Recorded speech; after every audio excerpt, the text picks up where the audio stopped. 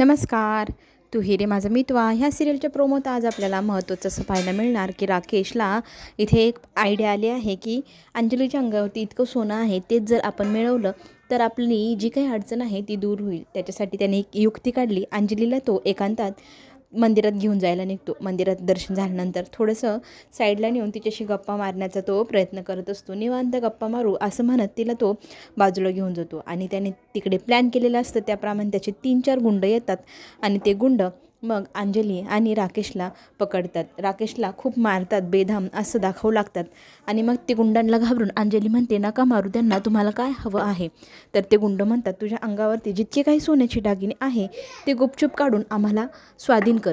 असं म्हटल्यानंतर अंजली नवऱ्याच्या प्रेमाखातर त्याचे जीव वाचवण्यासाठी ती लगेचच ते सगळे दागिने काढते, त्यात गुंडांना देते. ते गुंड निघून जातात.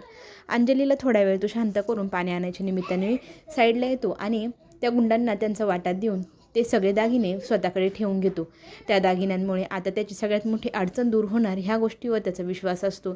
त्याने ते दागिने रुमालात बांधलेले असतात आणि अंजलीला मग तो गाडीत बसण्यासाठी चल म्हणतो. गाडीची चावी काढताना त्याच्या खिशातनं टपकन ते दागिने खाली पडतात. अंजली मागे वळून पाहते तर पटकन तो उचलून खिशातही घालतो. अंजलीला डाऊट येतो की याने खिशात काय घातलं. आता अंजली ह्या गोष्टीचा शोध लावणार का?